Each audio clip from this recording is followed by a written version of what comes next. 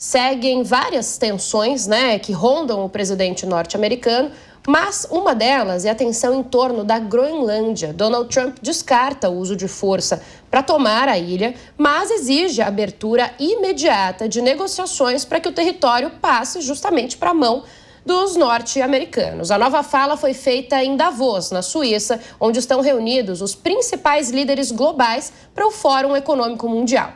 Trump afirmou que a Groenlândia é de interesse central para a segurança dos Estados Unidos.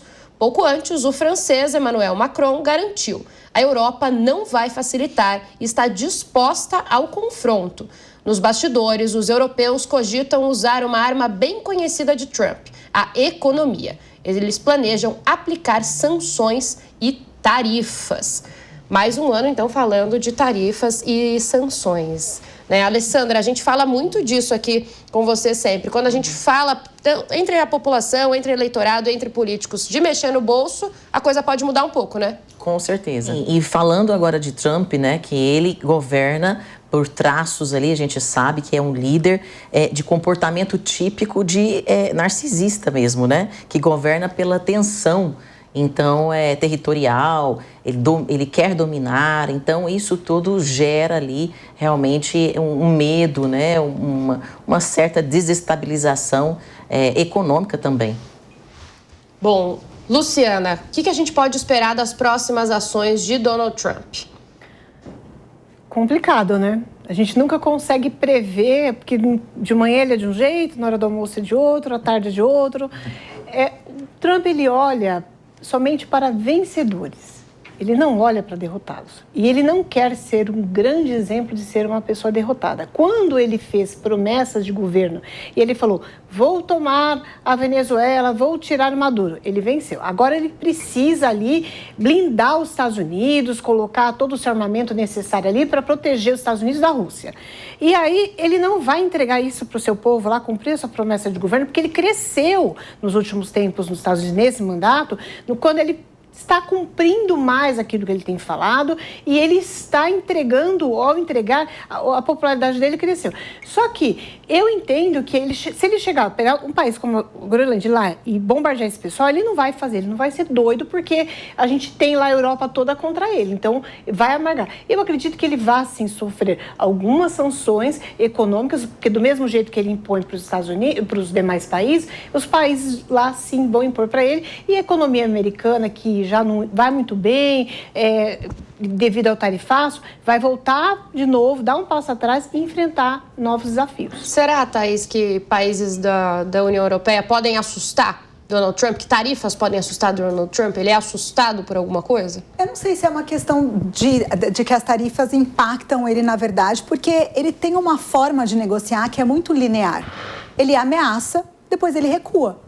Ele governa através de memes na internet, de inteligência artificial, e ele fica tentando entender quem são os jogadores, contra quem ele está jogando, com as ameaças do que ele faz. Então, ele não está muito preocupado com o resultado das coisas que ele fala. Mas o que me chama muito a atenção nessa história da Groenlândia é a mensagem de texto que ele encaminhou para o primeiro-ministro da Noruega, que ele começa dizendo: já que vocês não me deram o Nobel da Paz, eu não preciso mais me preocupar com a paz no mundo, né? Mas, em outras palavras, é isso que ele fala. Então, gente, veja a ideação egóica de uma pessoa que está falando sobre um território e começa a mensagem dodói dizendo: nossa, vocês não me deram o Nobel da Paz, estou muito chateado com isso, agora vocês aguentam o que tiver que aguentar. Então, eu não sei se ele governa por medo. Eu acho que ele é um grande jogador nesse sentido. Ameaça, vê o que acontece, toca o terror e, dependendo da resposta, ele decide o que ele vai fazer. Olha, ainda nos Estados Unidos, Trump fez um balanço extremamente otimista do primeiro ano desse mandato. Ele exaltou as próprias ações e ampliou os feitos na Casa Branca. Questionado sobre Lula, respondeu que gosta do brasileiro. Quase ao mesmo tempo, aqui no Brasil, Lula adotava um tom diferente. Vou ler para vocês o que ele disse. Já perceberam que o Trump quer governar o mundo pelo Twitter? Fecha aspas. Foi essa, então, a fala de Lula.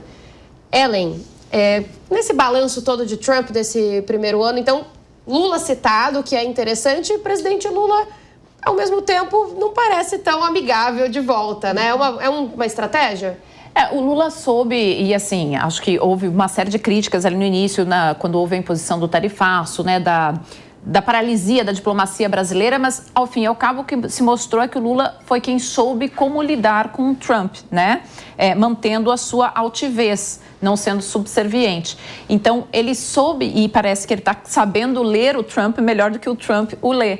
Então, está conseguindo manter uma postura que até aqui tem sido exemplar para lidar com a diplomacia norte-americana deste governo Trump 2. Agora é interessante olhar para esse governo Trump 2 por alguns aspectos. O Trump foi eleito porque o Biden estava ali num momento em que o americano médio lia e começava a sentir uma inflação. Muito embora no final do governo o Biden estivesse conseguindo contornar a inflação, isso não deu tempo do eleitor perceber no bolso. E o Trump não está conseguindo responder isso, né? Ele não está devolvendo um poder de compra para o eleitor americano. E é diferente um americano ter que pagar um suco de laranja extremamente caro da gente que já está acostumado com inflação e tarifa em tudo que a gente consome no Brasil, né? Isso é uma sensação muito forte. O que eu quero dizer com isso é, durante um ano de governo, o Trump fez uma série de ameaças que não se concretizaram, voltou atrás em todas elas, gritando vitória, porque é assim que ele age, mas, ao mesmo tempo, ele não está entregando para o eleitor aquilo que ele prometeu e nós temos uma midterm elections aqui este ano. Então, ou seja, é uma eleição que acaba mudando completamente o cenário ali da governabilidade. Então, me parece que este é o grande cenário para a gente olhar este ano, assim, até quando ele consegue blefar. Porque nós temos um Congresso que pode, de repente, paralisá-lo mais para frente. Claro, aí tem outra questão que os próprios democratas também estão muito paralisados no seu discurso, mas a midterm election é um freio, pode ser uma espécie de freio que aí faz rever a política do Trump. Olha, a gente falou de reações do presidente Lula, de Emmanuel Macron, reações possíveis em termos de tarifa, mas essas reações, melhor dizendo, elas vêm acontecendo nas mais diversas esferas, isso porque desde o início do ano Trump realmente tem adotado ali medidas que não surpreenderam exatamente muita gente, mas que têm ficado então recorrentes e mais enfáticas, tanto na política como na economia e na diplomacia, então essas reações vêm aparecendo. Tem uma atitude no âmbito esportivo que pode marcar uma posição global contra o presidente dos Estados Unidos. A Alemanha e a Federação Europeia de Futebol cogitaram boicotar a próxima Copa do Mundo de Futebol, que nesse ano vai ser disputada exatamente na América do Norte. São jogos, então, marcados para acontecer no México, no Canadá e principalmente nos Estados Unidos. Essa articulação já foi iniciada e não é considerada simples, mas mostra que a insatisfação contra as atitudes de Trump vem crescendo em todo o planeta. E aí, então, chegando até no futebol, né, gente? Alessandra, é curioso. Isso. É curioso porque mostra uma sociedade talvez mais consciente, sabe? E também mais ansiosa, né? Porque moralmente sobrecarregadas, são muitas questões aí, nem todo mundo aguenta sustentar tanta incoerência, né? Então aí tá o protesto coletivo mostrando pra gente aí todas as consequências desses atos, né? Thaís, um boicote como esse, grande, né? Pelo menos é um esporte e um evento que é acompanhado em todo o mundo, pode também gerar uma reação de Trump? Sim, o esporte não está nada, né? Está totalmente desconectado da política.